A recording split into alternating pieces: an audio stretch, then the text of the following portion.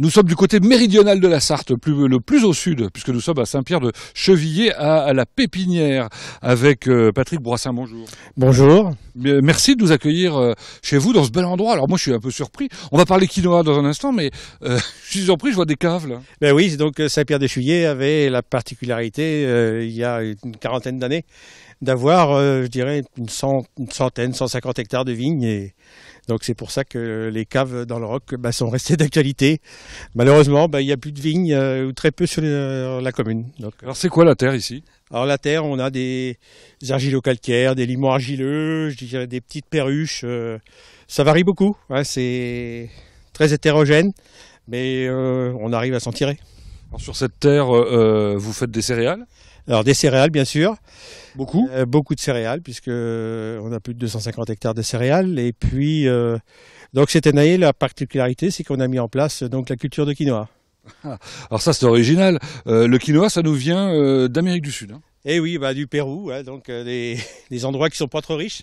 Donc c'est pour ça qu'on a choisi de la mettre à Saint-Pierre-de-Chevilliers, parce que comme on n'est pas riche, on dit on va se débrouiller avec ça.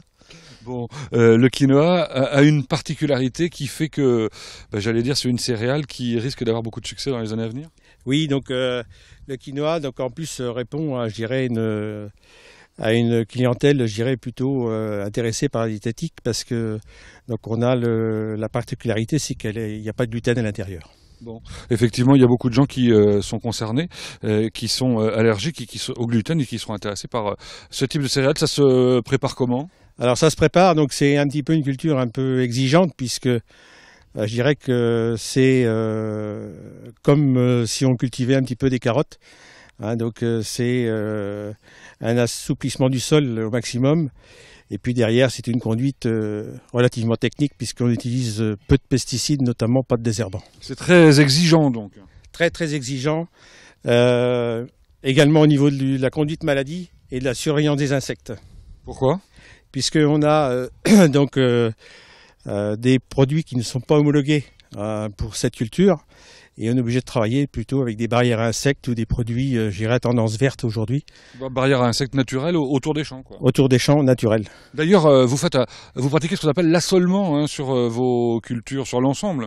Alors sur l'ensemble de l'exploitation, donc nous, on a la particularité d'avoir, je dirais, entre 5 et 6 cultures selon les années, pour justement limiter, je dirais, baisser la fréquentation des produits phytosanitaires, notamment l'aspect désherbage. Donc ça veut dire que sur une parcelle, on fait une année du blé, l'année suivante du quinoa, l'année d'après du lin? Voilà, du lin également, puisque c'est une culture qu'on a rentrée également sur l'exploitation, production contractuelle également. Hein, puisque le quinoa, pas question de produire du quinoa sans avoir de contrat de reprise en face. Bon, voilà. Alors voilà une exploitation moderne qui sait utiliser aussi les techniques traditionnelles et puis qui sait se mettre en avant. Juste un petit mot sur votre associé, sur l'une des deux sociétés dont vous avez la gérance. Alors il s'appelle Samuel Refour. Oui, alors donc Samuel est revenu me rejoindre il y a maintenant 4 années. Donc c'est un membre de ma famille puisqu'on est cousins. C'est quelqu'un que j'ai eu en stage, que j'ai formé en BTS.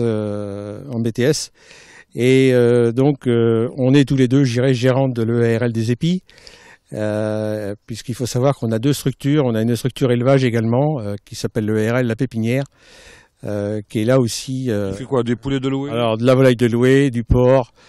De la canette repro. Et puis là, il y a un chantier, donc bientôt du veau. Et puis le dernier né, donc ce sera la production de veau de boucherie. Non, je voulais simplement dire à propos de Samuel Refour qu'il avait été sélectionné, donc finaliste du concours national des...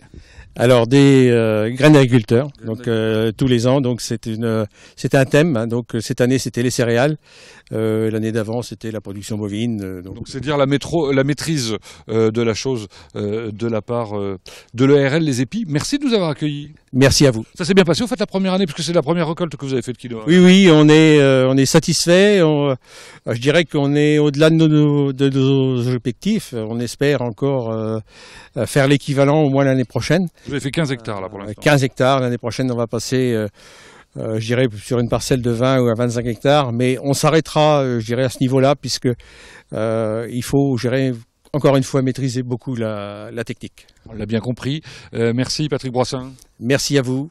Merci de nous avoir accueillis.